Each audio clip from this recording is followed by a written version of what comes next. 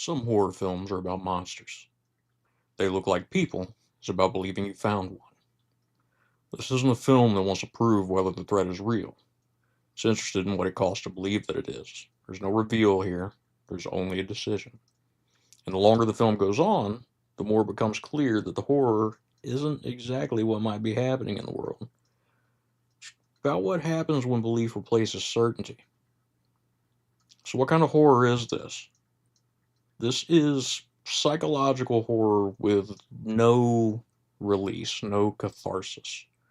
But on the flip side of that, there's also no escalation, there's no spectacle, there's no moment where the truth is just laid out in front of you. Instead, the film keeps everything very restrained. The camera's quiet, it doesn't move a whole lot, it doesn't really have a voice of its own, it's just there. The performances from the actors and actresses involved are natural. It feels like they're actually a part of this situation. And it's not just something that they're being thrown at. They are in this world. And the world itself feels ordinary. There's nothing bombastic about it. There's nothing out of the way. There's no gigantic invasions or bloody scenes. It's quiet and it's still. The film keeps everything restrained. And the ordinariness of it all is really what does all the work. It's what keeps it grounded and keeps us as an audience involved. So, at its core, They Look Like People is really asking a very specific question. What does it mean to trust someone who believes that the world is ending? They don't care if they're right, they don't care if they're wrong. They just believe that it's true. And what does it mean to trust that person? Right? What responsibility does that belief place on the people that care about them? Are they obligated to help them seek help? Or is compassion the right answer? I mean, it's hard to say, right? But it really comes down, in my mind, to whether or not the compassion for an individual outweighs the facts that belie their belief.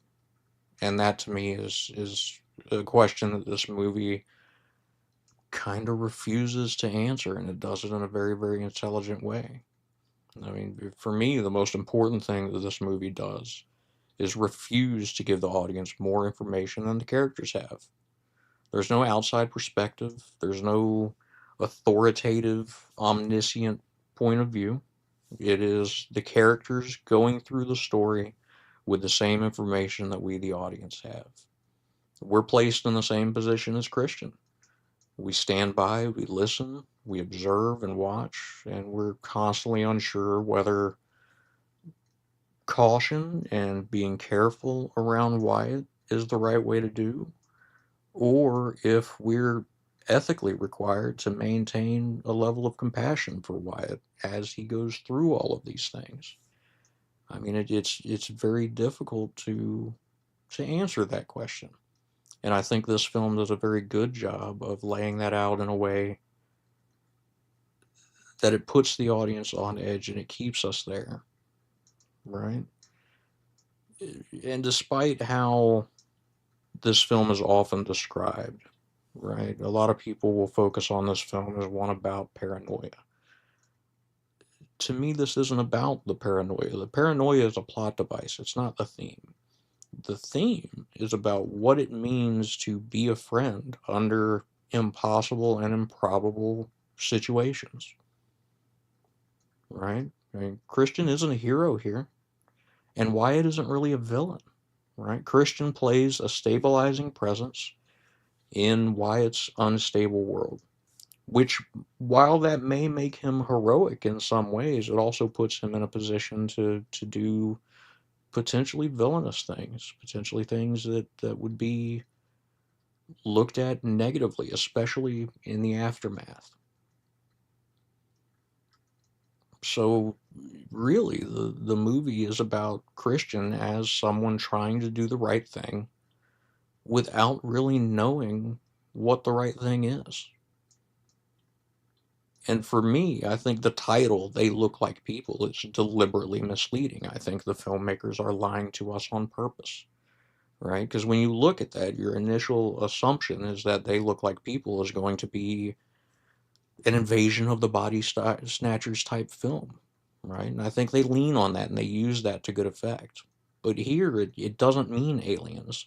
It doesn't mean demonic possession. It doesn't mean invasion by the other, right? The monster in this film isn't a creature. The monster in this movie is certainty.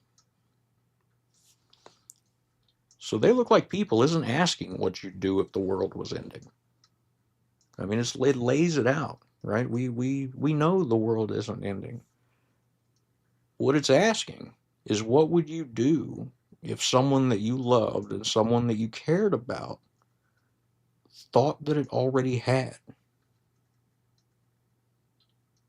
What it's asking is whether caring for them would still feel possible once you realized you might never know the truth.